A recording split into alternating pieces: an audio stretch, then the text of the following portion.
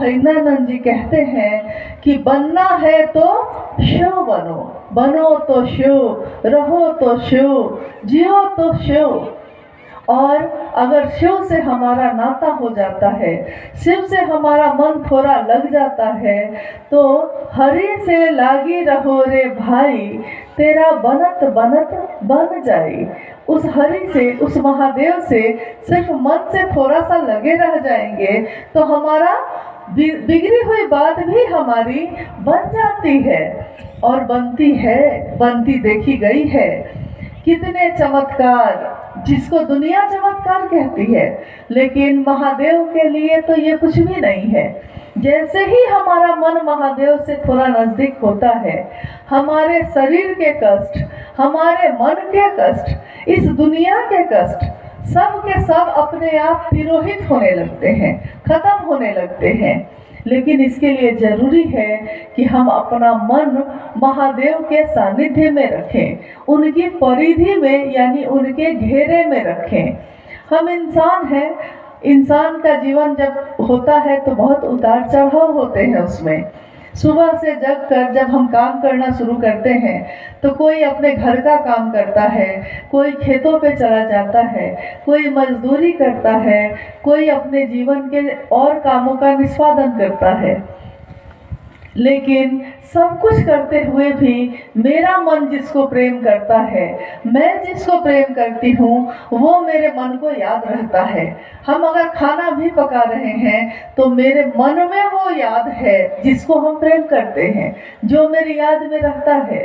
हम अगर खेत में कुदाल भी चला रहे हैं तो हमको अपना बेटा याद रहता है, हमको अपना परिवार याद रहता है।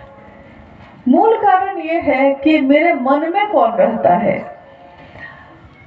आपने साहब भैरवानंद जी के जीवन के बारे में सुना, वो खुद भी एक गृहस्थ आश्रम में रहे हैं। पटना में जब साहब रह रहे थे, वहाँ की एक घटना वो हमेशा बताते कि देखिए अपना होने का क्या प्रभाव होता है। वो खुद उस समय ज्वाइंट सेक्रेटरी कैबिनेट में थे और वहाँ एक विश्वेश्वरैया भवन है, उसी में उनका कार्यालय था।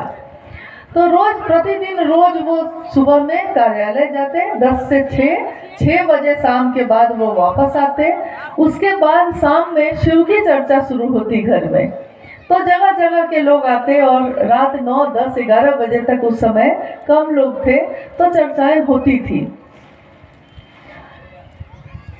एक दिन क्या हुआ कि जब वो कार्यालय जा रहे थे तो माँ नीलमानंद, जो उनकी पत्नी है, अर्धांगिनी है, माँ नीलमानंद ने उनसे कहा कि सब्जी आती है ना बाजार में, तो कटहल एक सब्जी है।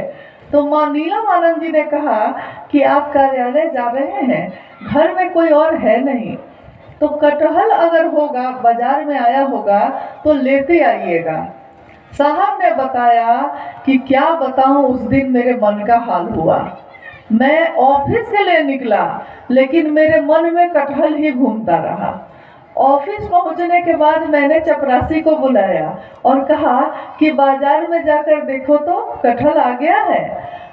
वो लौट के आया और उसने कहा कि अभी सब्जी का बाजार नहीं लगा है। फिर मैं अपने काम में व्यस्त हो गया।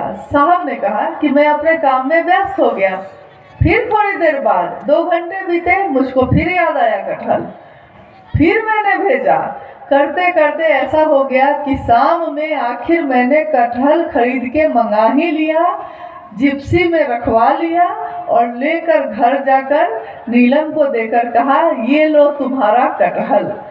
तो साहब ने कहा कि वो कटहल मेरे मन में नहीं घूम रहा था, क्योंकि नीलम ने कहा था।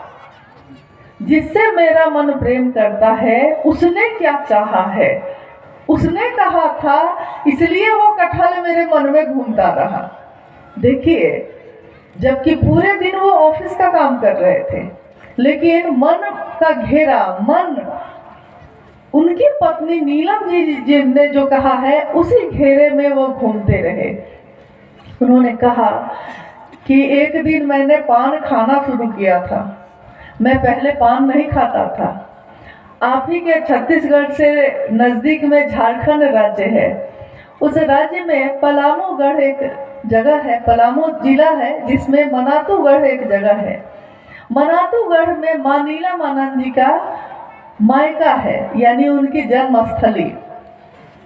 चूंकि राज परिवार के लोग हैं, पान खाने का अभ्यास था, लेकिन साहब कभी पान नहीं खाते थे।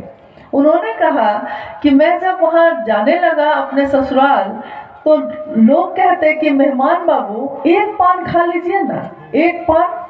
और एक पान खाते खाते खाते खाते अब पान ही हमको खा रहा है, यानी मेरे हाथ में पनबट्टा हमेशा रहता है। जबकि मैंने पान को खाना शुरू किया था, अब पान ही मुझको नहीं छोड़ रहा है। ठीक उन्होंने कहा कि ऐसे ही जो शिव की बात शुरू करता है, लोग कहते हैं कि हम कैसे समझेंगे कि महादेव मेरे गुरु हो गए, महादेव के हम शिष्य हो गए। साहब ने कहा कि महादेव की बात तो करनी शुरू कीजिए, एक बार शुरू करिएगा, उसके बाद तो महादेव ही आपको पकड़ लेंगे। आपने शुरू किया था, लेकिन उसके बाद महादेव ही आपको चलाने लगते हैं। देखिए, हमारे आपके साथ भी ऐसा हुआ है। हमने किसी के कहने से कभी शिव को गुरु बनाया, महादेव मेरे गुरु होंगे आज से, ये मैंने सोचा।